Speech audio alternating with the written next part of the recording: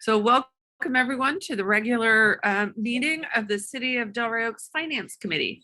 Today is Friday, June 10th, and it is 12 o'clock on the nose. Karen, could you please do a call to order? Councilmember Shirley. Here. Councilmember Donaldson. Here. Mayor Kerr. Here. So we're all in attendance. At this time, we'll move to public comments. Any general public comment must deal with matters subject to the jurisdiction of the city and the committee that are not on the agenda. Anyone wishing to address the Finance Committee on matters not appearing on the agenda may do so now. The public may comment on any other matter listed on the agenda at the time the matter is being considered. There will be a time limit of not more than 3 minutes for each speaker. No action will be taken on matters brought up under this item, and all comments will be referred to staff. At this time, are there any public comments? I am not seeing any, so I'll bring it back. Our first item for discussion is financial reports, May 2020 and May 2021. I'll turn this over to our city manager. Okay, thank you, Mayor. And I will turn it over to our senior advisor, new title, senior advisor, Roberto, to go over. Okay, thank you. So with numbers, I prefer to show rather than to just tell because it's hard to visualize numbers. So hopefully you can see my screen that has the cash balance report. So you have the staff report, but I did want to just highlight some numbers from here. The main thing is for the first time, the city broke the $13 million mark. So we have a little over 13 million. Most of this money is staying put. The escrows for the Steinbeck Road work, the section 115 is not going anywhere. The South Boundary Road engineering, the habitat management, the general fund, the checking, the cash is where we actually have a substantial amount. One of the things to bring out is that it's we're looking for ways to make money on the city's money, but unfortunately in today's environment, you know, LAIF is paying probably 0.4%. Checking account doesn't pay much. We may want to start looking at, now that rates are starting to come up, you know, I'll be talking to John and we'll see about maybe actually investing some money in other vehicles. LAIF is just the safest investment. That's where the state's money is, you know, 60 billion plus or whatever's in there. So, but the nice thing is the city does have sufficient cash over the 13 million mark, cash wise. The other item wanted to highlight, this is the general fund summary through May. May is 11 months of the way through. That's 91.6% of the year. The revenue in total is at 93.5%. These two items, property tax is basically all done. We're at the end of April was all the money. So the money came in pretty much as budgeted. This is primarily because of sales tax. I'll talk about that one in a minute. But everything you can tell is actually doing quite well. We're at 93.5 on the revenue side. On the expense side, want to make sure that the numbers are not misleading to you in the sense that we're only at 81.15, which that's great. In theory, the budget should be at 91%. One of the big numbers though is, you see, fire department is only at 25% because the city of Seaside has only billed this for 25% of the fire services. So we reached out to them, hey, you know, get us your invoices because we need to close the books too. It's the month of June already, but we will be paying. It's a contractual amount. They just need to get us the invoices. They also need to get us invoices for street sweeping. They've only invoiced us through December. But then again, on the other hand, they also owe the city money for sewer impact fees, which the sanitary district collects. They're paid once a year. We're still waiting on that. Should be about 15,000 coming our way. So there's money that we owe them. There's money that they owe the city. That's all I can say about the city of Seaside. We reached out to them. They will be reaching back to us. So right now for the month, it's a $72,000 surplus. Year to date, it's an $881,000 surplus, but that will be disappearing as we pay the fire contract services and other services. The other thing, in looking at the percentages here for all the departments, everybody's right in sync with the exception of the auditor treasurer. We're looking at a correction because it actually shows that we've already spent 100% of it through May. Right now, we believe there's some charges that ended up here that should have gone through the city has an HR services contract with RGS, and that has not been billed to the amount that it should have been. I think there's some charges here that we're working on to get it corrected so it shows up correctly. So one of the things to let you know, since the finance committee is meeting every month, we're trying to get these numbers to you. But that's the month just closed and we're working our way through this. So we get the numbers as close as we can. We're going to make a few more corrections for when it goes to council. Typically, the council meeting is a little bit later on. We haven't finished reconciling the bank statement for May. So these are, in your case, these are always, I guess, what I might call preliminary numbers, and I might maybe put that at the top of the headings. When it comes to you, they're preliminary. We're still reviewing them in detail to make any corrections, and these numbers will change slightly for the board meeting. But in total, they're not going to change. It's 81% expended, 93.5% collected. So we should be good. We're budgeted for a surplus of 386. Right now, we're at 881. But more expenses will be coming in. We anticipate that our surplus may be more than this, primarily because the sales tax, whereas sales tax is at 547 right now. We had an estimate of 490 from HDL. This is what we were expecting. We've actually collected more than that. And likewise on the sales tax add-on. So we reached out to them to see what's, these are the numbers they gave us, what's going on. We're collecting more money. They went back and they researched. There was an audit adjustment, a large audit adjustment to one of the firms in town that's showing up this quarter. But it's not going to affect the estimates going into the future, at least not at this point. This is just something that was an audit, has nothing to do with us. The state came up with some corrections. So the city is getting more money. So there will be a slightly larger surplus than we had anticipated, which is good. Better than an audit adjustment going the other way. That's the main thing here, is that the sales tax is coming in for this year stronger than anticipated. And then, of course, the rest of the numbers are here in detail and the like. Be happy to answer any questions regarding the finances. As I mentioned, the main thing is the general fund is doing good at this point. It should be a good year end. Great. So would you like me to go up for questions now? Certainly. Okay. So let's start with Mr. Donaldson. All right. Thank you, Mayor.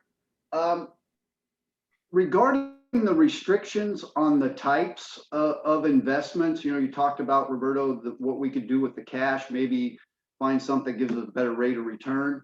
Are there any restrictions on what we can do with that? Yes, it's all governed by state law. Government Code Section 53601 specifies the things that the city can invest in, and it's limited how much of the portfolio can go into those items. To do it, a lot of agencies put their money in the local agency investment fund. There's also another fund that is similar to that. It's still there. You're not going to get great rates of return because safety is the primary factor for government money. People may complain about getting 0.5% or less, but if you lose money, you will definitely hear about it. So safety, then liquidity, and then yield. CDs, certificates of deposit, used to be a big thing, but interest rates have been such that doesn't give you much. We're going to look at something called CalTrust. It's very similar to LAIF, but it does a little bit better than LAIF. A lot of other agencies in Monterey County use it. We'll take a look at what other options are, but they are all governed by state law. Yeah, because what I would recommend is that maybe city manager, you and Roberto come back to the council with some options on what we can do with that cash and kind of talk about it a little bit. Find a investment that meets those requirements, Roberto, that you're talking about, where it is a safe investment, but gives us a little bit more than what we're getting right now. And maybe also outline in terms of how much of a percentage we could potentially invest in those types of things. Okay, so what we can do is, it's been, I think, quite a while since the council has seen the investment policy. We'll bring back the investment policy updated, show you what, so you can see what all the options are, and then where the city has invested its money, and maybe provide some more options. Yeah, absolutely. I think that would be prudent at this point because, you know, the economic environment's changing. I mean, the days of low interest rates are coming to an end, and there might be some investments out there that we could adjust and take advantage of based on the macro environment. Yep. Okay, and then just a couple other questions. It just kind of jumped out at me. I see that for the council, 92% of the budget has been spent, and the city manager 85%. But then we've got the city clerk at 74. Are people paying Karen, or are we remiss in our duties? I'm just wondering why there's a little bit of a difference there. If I may, so on the city clerk's budget, you know, where am I? Right here. The salaries, the payroll is, you know, I don't know how I put this, you know, we lost Randy. And so we've had a temp, which has provided some savings in the salary side, because you're not paying all the benefits, everything else that goes with that. Instead, we've been using a temp right now. So that's why there's some savings on the payroll, because Randy's been gone. I'm not sure where the city's at on actually filling that position full time, but that's where there's some salary savings, because Randy's been gone and we need that. There's been some savings there. The other areas are these contractual services, the Munich Code service. We haven't hardly, the employees have been getting paid. It's just these other contractual services. Only 10,000 has been paid out of the Munich Code service. Gotta check with Karen, see if they're gonna bill us or not. I know this was actually savings. The records retention was budgeted at 5. This is the total cost. This is where the HR services contract is. I think this should probably be higher. This is for the RGS, and I think charges that should have gone here ended up against the RGS contract for finance services. But that's the main driver. Some of these contract services haven't been billed completely, and Randy's position has been vacant. Roberto, if I may, we did just get Muni Code services bills in this week, so it will be reflected. Okay. Okay. So Yeah, and Roberto, that was a great explanation. That pretty much explains, you know, why we are in the situation we're in. And next budget, we won't have that situation because of Randy being gone for a period of time. The other question, the last question I had was on the legal side. I see that we're at 59% budget. Is that gonna pretty much remain as the level of expenditure? I mean, are we looking at a lot that we still need to pay to the city attorney? Because it seems like we've had a great savings there, and John, you've been a big part of that. So is it that we've reduced our legal expenditures, or is there more on the horizon where we're going to have to pay out a larger amount? Right. So for day-to-day operations, we'll continue to see that lower level of legal requirements, legal services requirements. But as we move forward with some of the bigger things that we have on the horizon, like developing Fort Ord and well, specifically development on former Fort Ord, that's going to require a little more attention from Alex and his group, but that's all going to be paid for by the developer. So we will see an increase in legal services as we go forward with that project, but it'll be offset by reimbursements. So day to day, we expect to see the same level of reduction in legal services for our normal business. That's great. And yeah, that's a big success story. And that's all the questions I have. Thank you. Okay. The other thing about legal is we did lower next year's budget slightly to accommodate for that. So that's also in the plan. Ms. Shirley. I didn't initially have any questions, but Roberto, I just wanted to ask you a question about the sales tax, that audit that was done. Does that change our projection for next year, or is that just a little blip that we are going to realize this financial year, and then it doesn't affect our budget for next year? As of right now, it doesn't affect our budget for next year. As of the 14th or 15th, we're meeting with HDL, and we'll be grilling them on that. If they say yes, there is an impact, then the final budget document will increase. We'll have a budget increase, but at this point, their first gut reaction was, oh, this is this year's revenue. It's an adjustment actually for going back to 2019 and 2020. It doesn't I have see. any impact going forward. But if the economy is changing, if they see something else, they'll let us know. I think we're 14th or 15th, somewhere around there. John and I are meeting with them. Yeah, So the okay. only impact to next year's budget will be a modest increase in what we're anticipating for fund balance. So that Okay, when we come back to the council mid-year next year to talk about a policy and recommendation for how to use fund balance, you'll see a little bit of an increase in what we thought we were going to have for fund balance. okay, good. No, that's it for me. Thanks. I have no questions. I just want to say, I love that we're on target and even a little below expenses and good on revenue. So, which is exactly where we want to be. So thank you. Any other questions before we move on? Okay, seeing none, let's move on to the final 2022-23 annual budget review and discussion. Mr. Gerton. Yeah, so, we've already talked about this last month, talked with the council, got input. And so Roberto has been working since he's had so much free time at home now.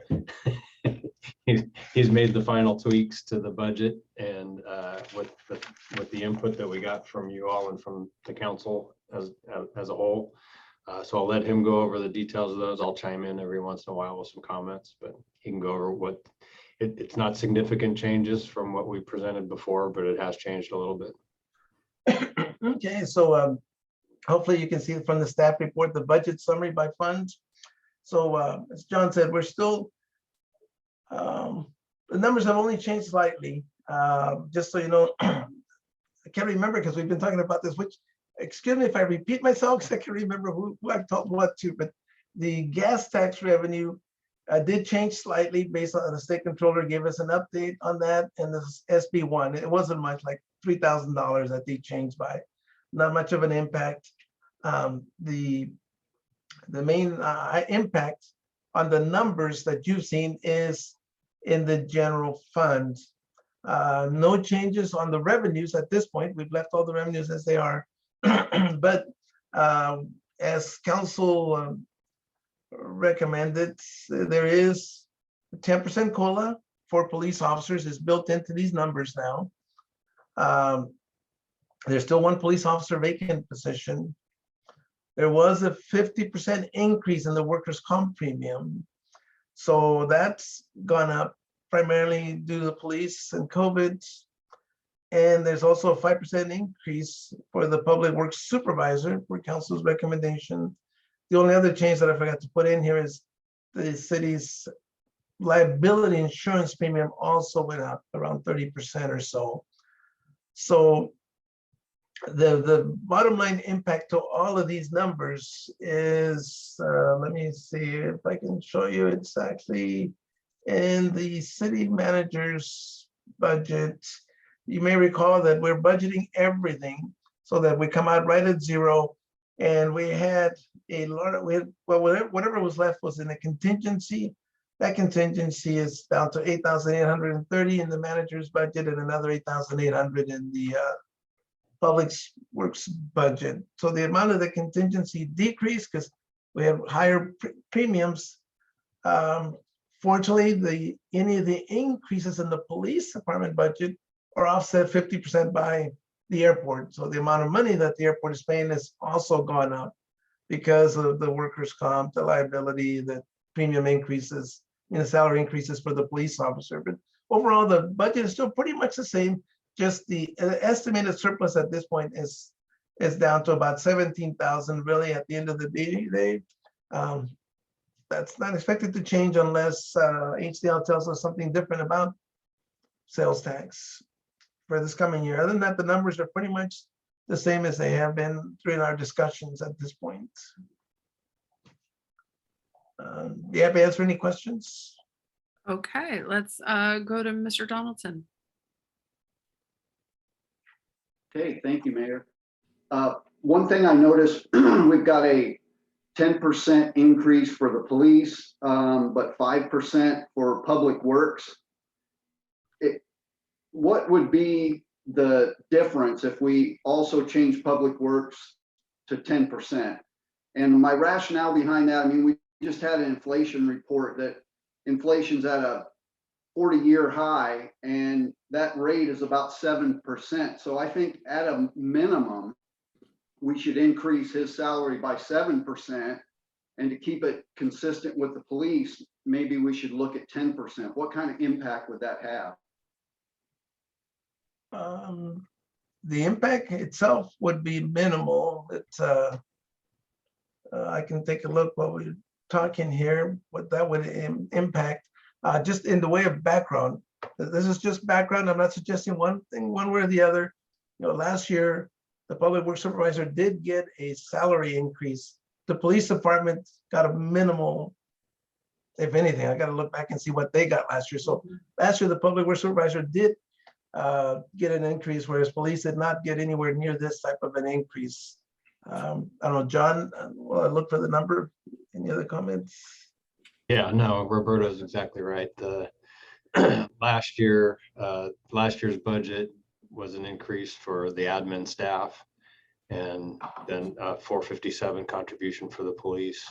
And then the idea being that this year we would take care of the salary increases for the police. And then remember, we're going to do a salary survey this year for the entire staff and for the entire city. And so then we can make revisions next year. And hopefully next year we'll have a better idea of where this economy is going. Yeah, I guess my main concern is as long as we're keeping up with that rate of inflation, which, like I said, is at 7% right now. And across the board, I think we should make sure that we are cognizant of that and that we at least keep up with that. So that was my only comment. Thank you. Okay, Ms. Shirley? I have no comments. I'm just appreciative of all the education you've done. We've seen this a few times now, and I feel like I need to keep seeing it. So it is good. So now it's come before me and I don't have any questions. So thanks for all your work that's gone into this. I appreciate it. And I feel similarly. I would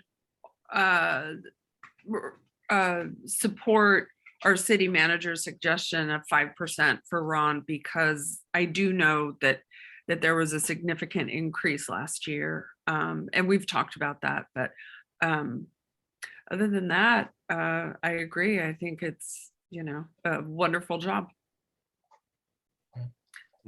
Just a couple things to please. add real quick. Yeah, relative to Ron's position, I think, we probably will have new recommendations for a few positions like Ron's, based on the salary survey, because honestly, the scope of what he does and the services he provides has grown beyond his job description.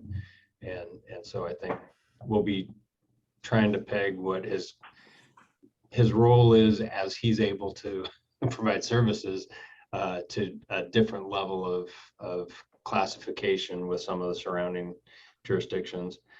So I think we will see a change with the salary survey going into next year. And then the only other thing, when we talked last month, we hadn't received a letter from Community Human Services on the donation for the Casa de Noche Buena. Is it Buena? And so we have that now, and that's included in the budget. We've always covered that.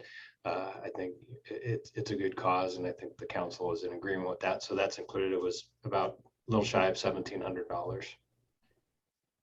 It's a deal. Yeah. Yeah, Yeah. It's $1 per citizen. it's crazy. Mayor, if I could, just one last thing. Sure. And city manager, thank you for that. As long as, you're keeping in mind that the compensation is commensurate with what not only Public Works is doing, but the entire staff. And I know you got your finger on that, and I appreciate it. But also taking into account, like I said, we've got this unprecedented inflation period that, you also take a look at that as well. But yeah, I know you're very cognizant of that, and I really appreciate what you just said. Any other questions before we move on? All right. So last item is receive report on the airport police service contract true up. Yeah, so you'll recall that in the past, we usually get this to the airport and finalize the numbers with them and get everything settled from the previous fiscal year. Earlier in the year, we were kind of having discussions with airport staff about whether or not it made sense to make changes to the agreement, in terms of language and formulas for long-term benefit costs, and breaking those out and trying to come up with a solution for how to accurately account for those, so that we're splitting what's theirs and what's ours in terms of responsibility. We haven't made a lot of progress with them in terms of coming to an agreement on what that formula is going to look like. Roberto's done a lot of work on it, and it's kind of stalled.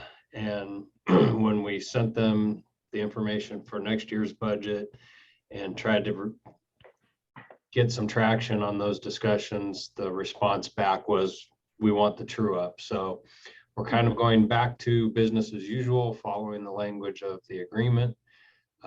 If they want to change the language of the agreement, then it's up to them at this point, I think, to come to us with a proposal, because we've spent a lot of staff time and a lot of costs working towards something that honestly was going to benefit them, and haven't had any response. So now Roberto's ready to come and talk to us about what the true up looks like, and we're just going to proceed with the agreement as it was drafted and as we've done it in previous years. And then maybe next time we come back, we'll have something different for you, but this is the strategy going forward at this point.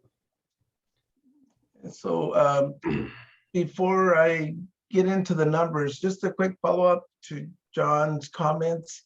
I was a little bit late getting on right now because I was talking to Tim Bergholz. Tim called me from the airport. So they did finally respond just as of a few minutes ago. I'll have to have a discussion with John. The numbers I think we'll be fine with the numbers. The one thing to keep in mind that I had forgotten about that Tim reminded me is, the agreement terminates June 30th, 2023. I haven't gone back to reread the agreement, but according to Tim, there's a 1-year notification clause. So, which is their concern. Okay, if either party was to terminate, need to give notice by June 30th. So they're interested in getting this thing resolved.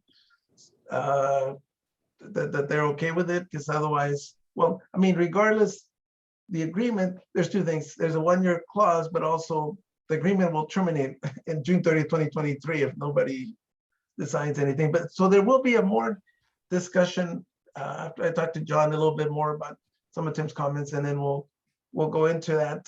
But for right now, just to give you more of a, I guess, an educational background regarding this, let me share this with you. A couple of things. So this is what we have. This is from the city's auditors. Well, what you saw here, it's what's called an agreed upon procedures. It's not an audit of the air police budget. They are doing agreed upon procedures. It's called an AUP.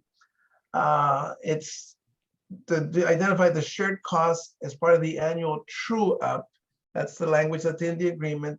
It's based on the agreement between the city and the airport. So they're looking at the language, so they give this report right here as to what they did. And all they did was just review the cost to make sure that everything was in agreement. They looked at the agreement, and then this is what they come up with. We'll talk a little bit more about GASB in a minute. This is without GASB adjustments, which is basically the way the budget is run, the way the city runs day to day. So this is the cost of the police department budget for the year ended June 30th, 2021, $2,052,000, of which 50%, according to the agreement, is funded by the police, the airport. On top of that, there's a $45,000 administration fee that the city charges, comes to the city.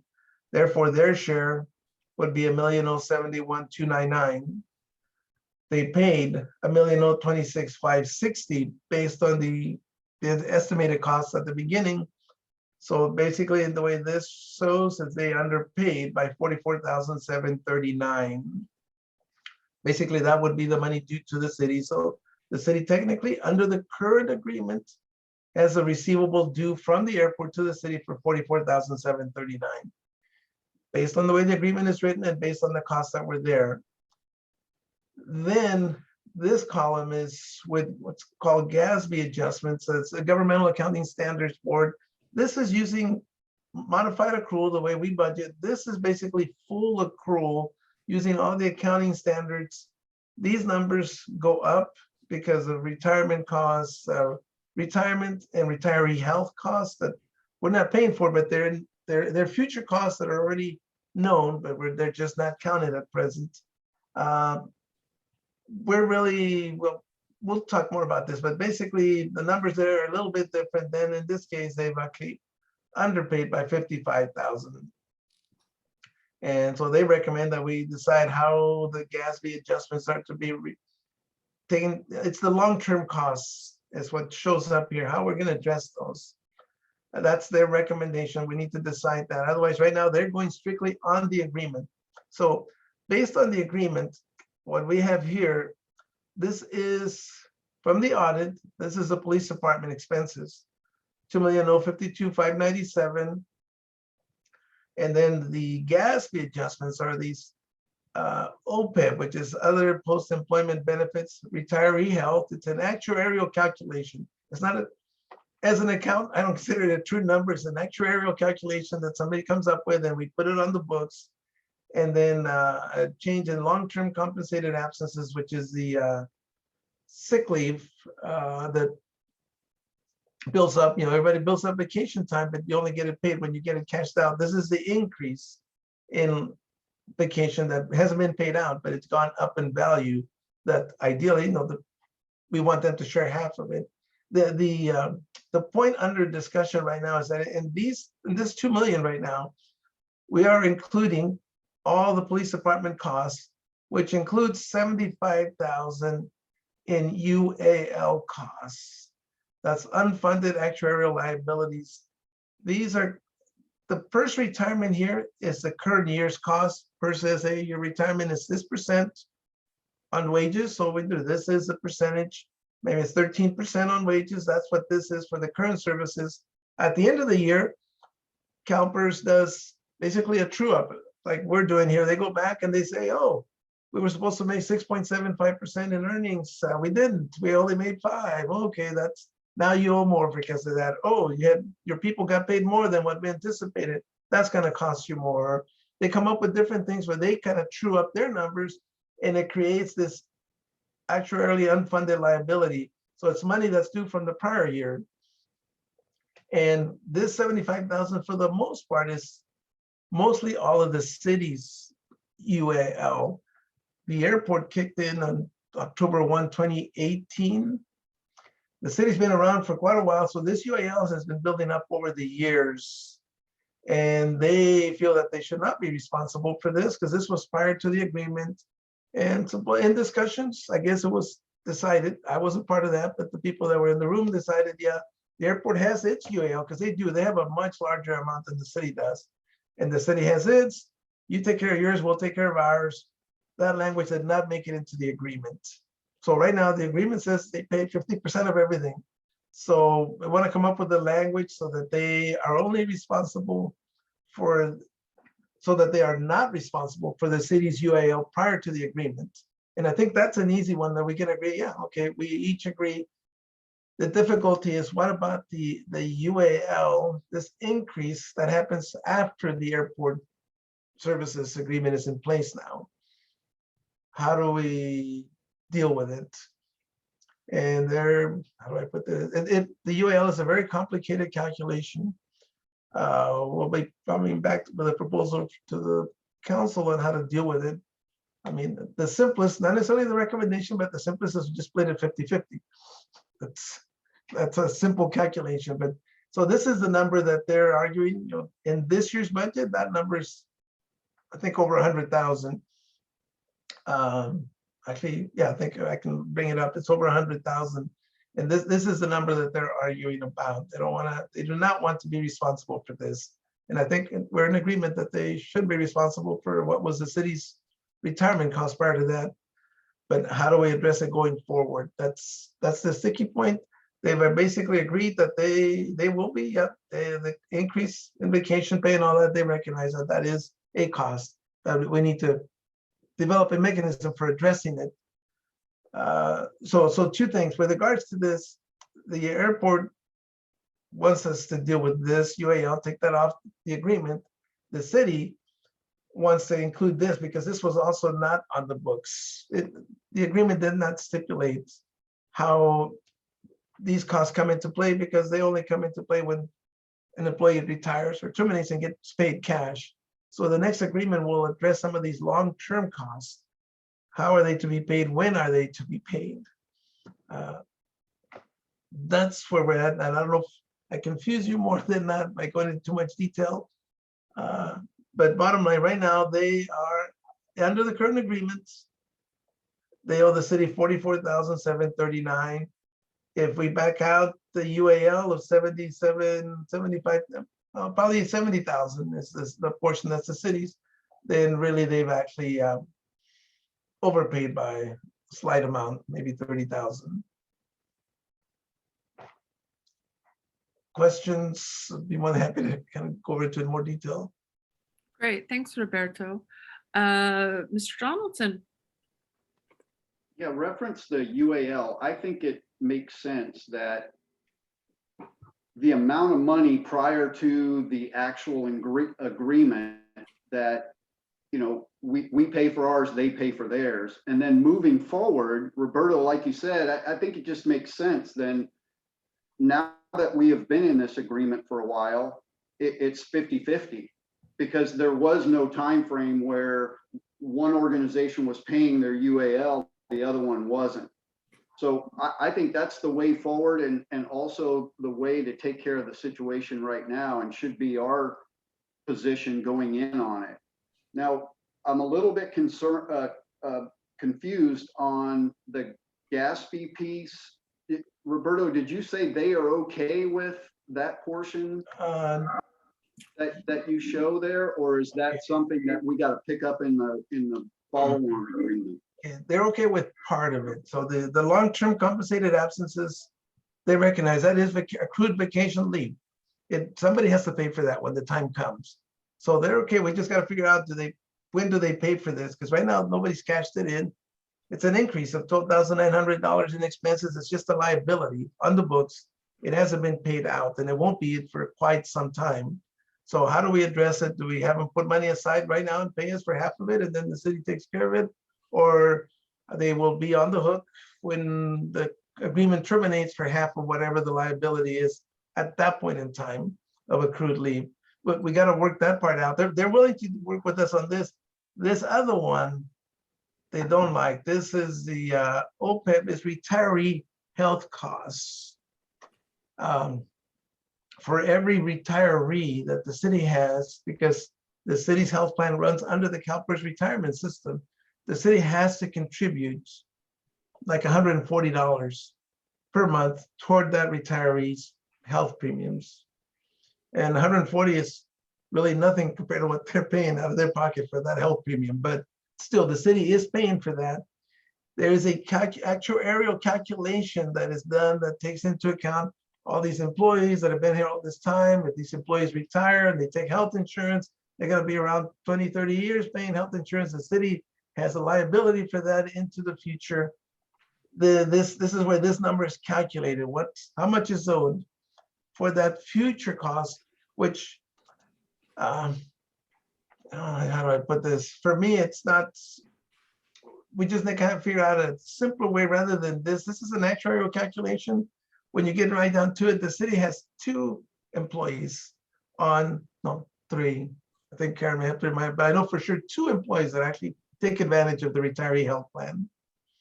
So it's really not that much, but the actuarial calculations involve percentages and what they think, how many people, even though only 2 are taking it right now, how many will actually take it down the road and all of that. So it's kind of, it's an actuarial valuation calculation, and there are requirements that the actuaries follow on how to develop this number.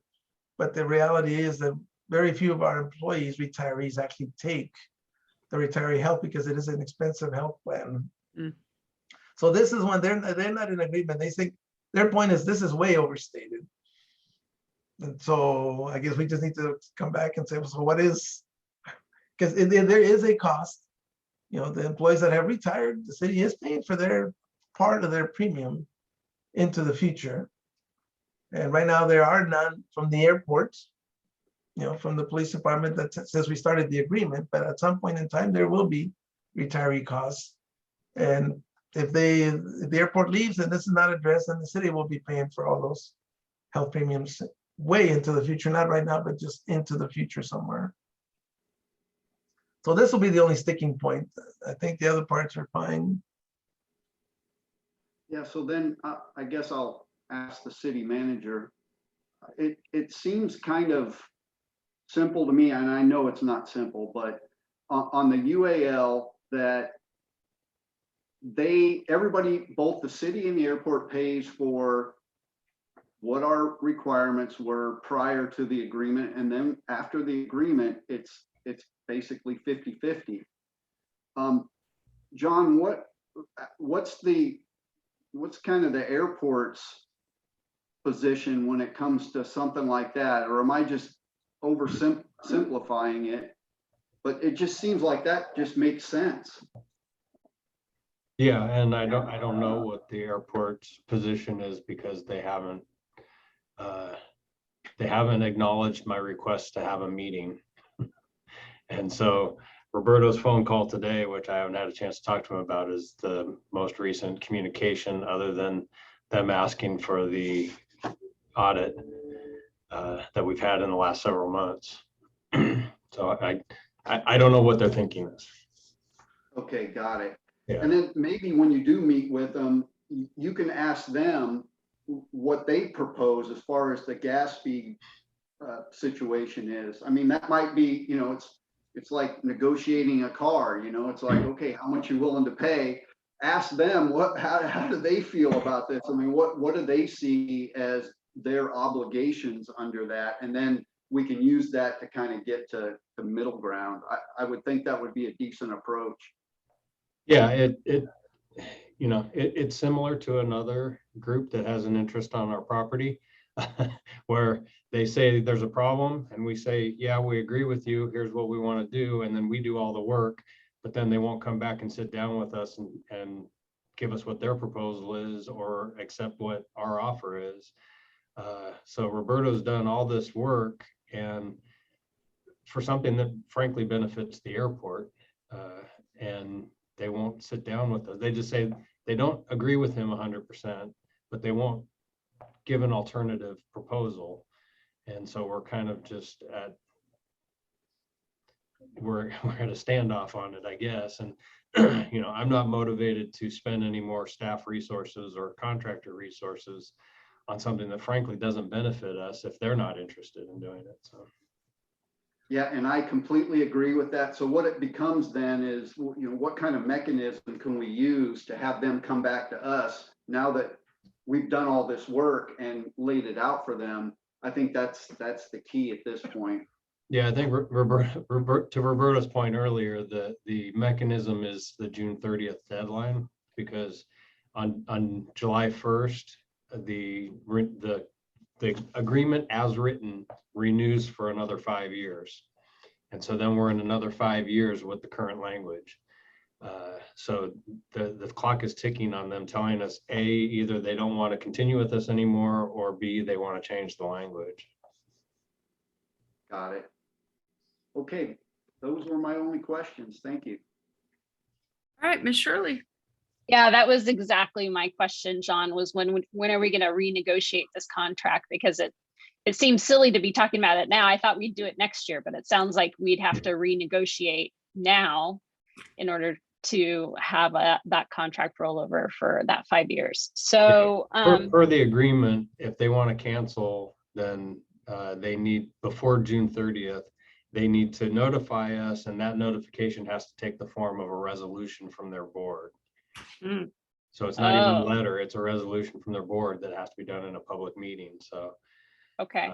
Do you, yeah. I'm sorry, do you happen to know the date of their next board meeting? I don't, but I'll find out. Okay.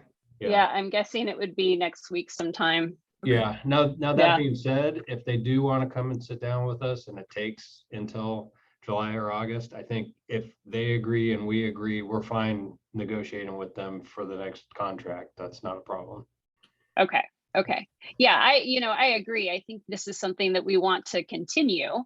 But I think we want to make sure that everyone's getting, an appropriate deal out of this. So yeah, so I guess, so are you entering into negotiations then for a new contract, like that you weren't planning? I mean, were you planning on that? I mean, I know we're trying to figure it out, but are they just now realizing that they have to get this done by the end of the month, and that's why they're starting to maybe call Roberto?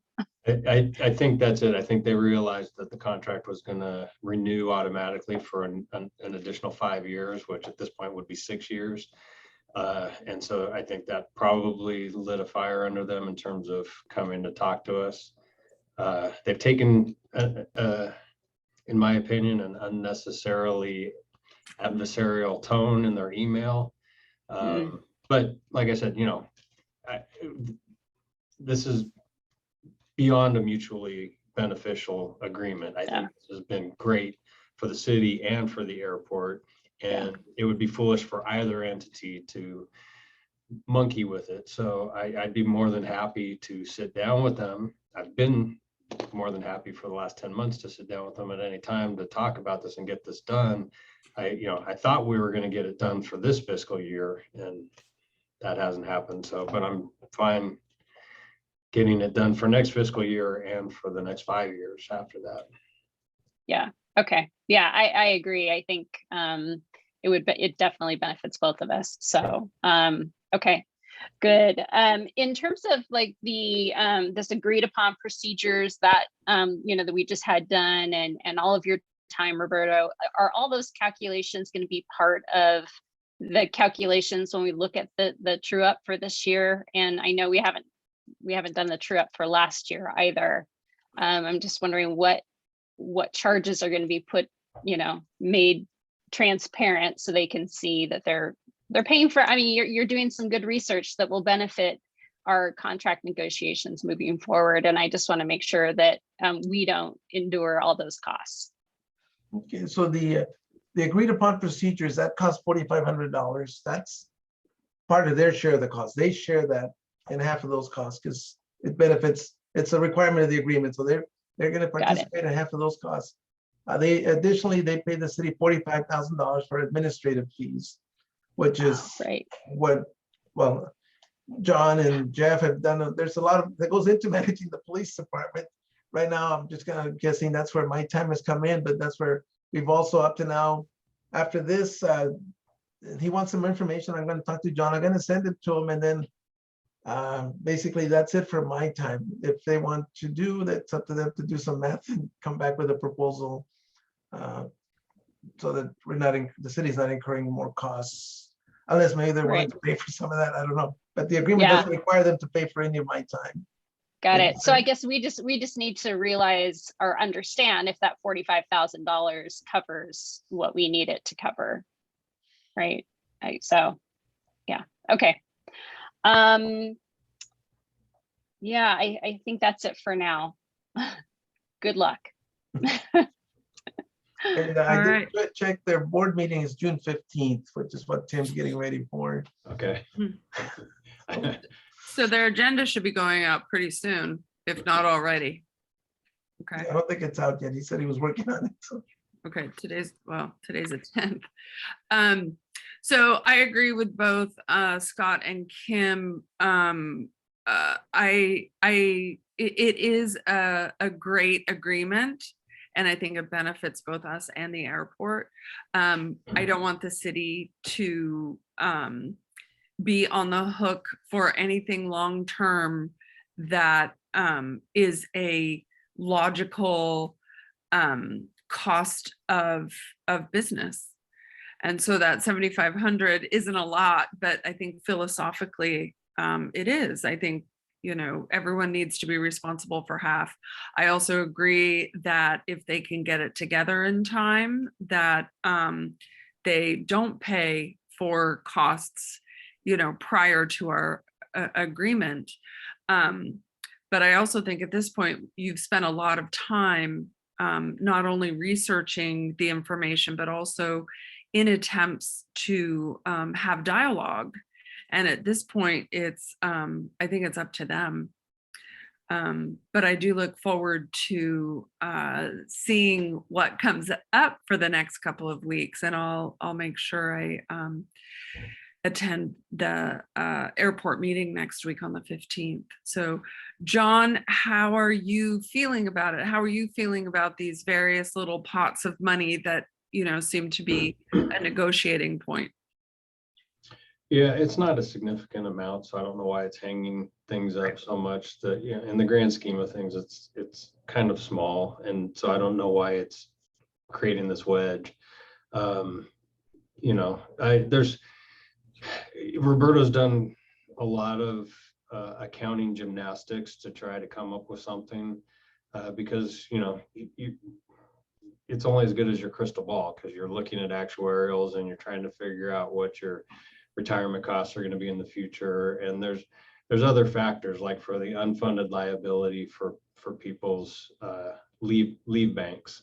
Mm-hmm. Generally, you get hit with that when somebody retires or if somebody resigns, and then you have to pay that all out at one time.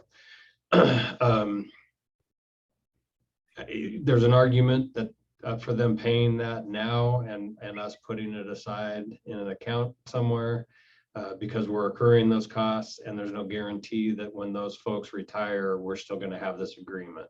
Mm-hmm. But that being said, we're collecting money in today's value that we have to pay out maybe 5, 10, 15 years from now at that value. So there's loss there. So those are the kinds of things that Roberto and I have to talk about when we come up with a plan. And it's never going to be 100% perfect.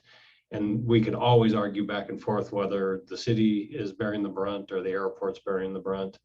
At the end of the day, you know, all of the things factored in is probably a wash. So again, I'm not really sure why this is creating such a wedge, because at the end of the day, we're not talking about a lot of money between what Roberto's come up with and what the contract currently says. Gotcha. Ms. Shirley. Yeah, it's not really a question, but I feel like if we are going to enter into a new contract with the airport very soon, I think it would be prudent to think about anything else we'd want to add to that contract in terms of communication. If we're having communication problems now, it just seems like let's formalize what kind of communication we might want to have. You know, maybe it's a 6-month check-in or something that sort of it provides a guideline or makes them and us accountable to communicating, and you know, so we can make sure that we maintain a relationship because this is beneficial for both of us. And so, you know, again, I don't know what that language would be. I don't know what the guideline would be, but I guess I just would encourage you to think about what would make it better for us and for them moving forward instead of always trying to just get a hold of them and then getting the cold shoulder, I think. I don't know what you normally put in contracts that deal with communication. Maybe that doesn't even exist. Maybe I'm making this up, but I just feel like we need to find some way to establish a better relationship moving forward. So, because this is a big financial complication for us, and we benefit from it, and we want to make sure that we treat it well too. And I think we have, but I want to make sure that it's just good moving forward. So Yeah. That's it. I agree. The more clarity, the better. Yeah. So any other comments? Okay, well, again, thank you both for all the work you've done. I really enjoy watching the sometimes slow evolution of the numbers and all the work that goes into this. And it sounds like the two of you have some more work to do over the next couple of weeks. And hopefully we'll have, I know our meeting is later in the month, this month, and hopefully you'll be able to report out any forward movement with the airport by then. But if not, soon thereafter. So, John, any last words? No, I think that's it. Just give me a call in a minute, Roberta, if you got time. Roberto, any last thoughts? You're on mute. No, I appreciate you reviewing all the numbers. Anything that you see, by all means, the more eyes that look at the numbers, the better. And if I ever say things that aren't that clear, please, by all means, let me know, because sometimes I get carried away into the acronyms and those sort of things that we use, the jargon, whereas try to make it as simple as possible to understand, because some of the stuff you can get lost in the details. I want to make sure that it's clear to you. And if it's not, let us know. Well, I think this continual conversation about it is really helpful. So, all right, guys, on that, we are adjourned. It's 1 o'clock. Have a wonderful weekend. Thank you. Bye, everyone. All right. Thank you.